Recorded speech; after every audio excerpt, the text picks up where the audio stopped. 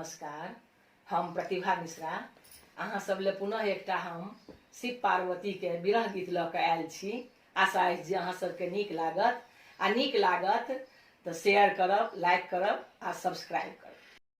पार्वती पति बनल मशानी, पार्वती पति बनल मशानी, पार्वती पति।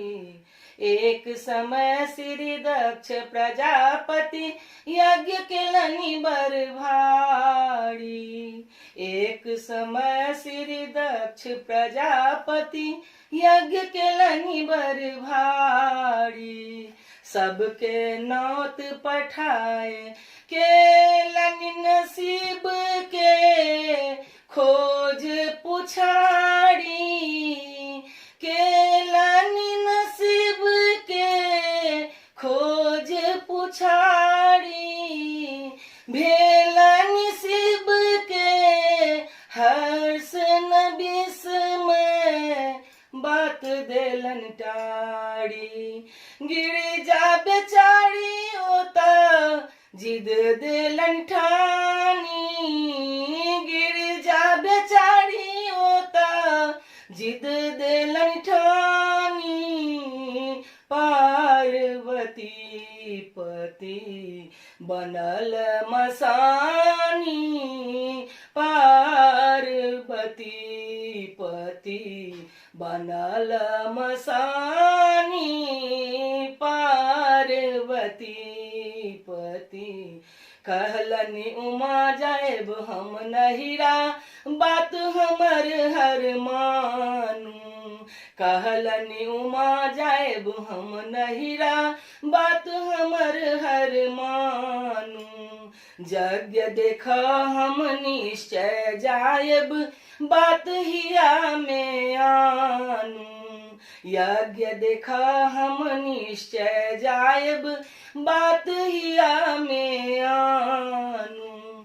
शिव के कहल गौरी एको नहीं मानी।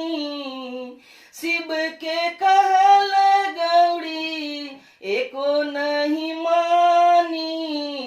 पार्वती पति बनल मसानी, पार्वती पति बनल मसानी, पार्वती पति।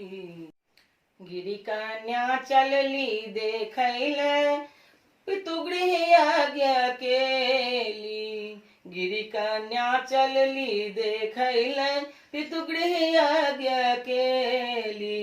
कतहु न पायल अंश पति के सती अपमानित भेली। कतहु न पायल अंश पति के सती अपमानित भेली। सही नहीं सकली मर्म हवन के कुंड में समेली। सही नहीं सकली मर्म हवन के कुंड में समेली। जड़ी कई भस्म भेली सती महारानी। जड़ी कई भस्म भेली सती महारानी। पार्वती पति बनल मशानी, पार्वती पति बनल मशानी, पार्वती पति। उमहर देखलनि ध्यान लगा क शिव शंकर त्रिपुरारी।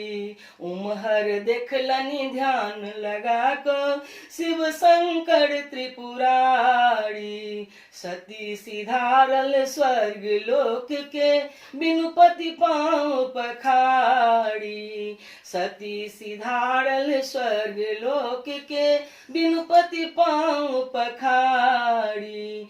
के पीस देतई भांग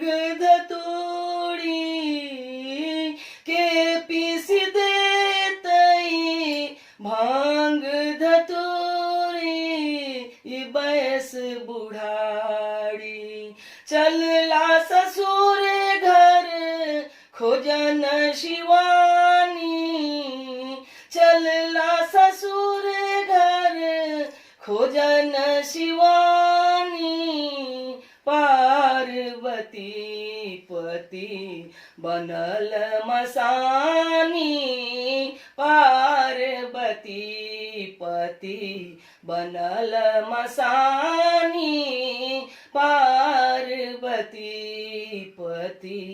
यज्ञशाला सा चलला दिगंबर सती के अस्थि उठा क, यज्ञशाला सा चलला दिगंबर सती के अस्थि उठा क, सती के खोज करत मन व्याकुल हर श्मशान में जाक, सती के खोज करत मन व्याकुल हर श्मशान में जाक, तेई भेला शंभु मशानी, तेई भेला शंभु मशानी, प्रेमी बतावेला त्रिभुवन दानी, प्रेमी बतावेला त्रिभुवन दानी, प्रतिभा के स्वर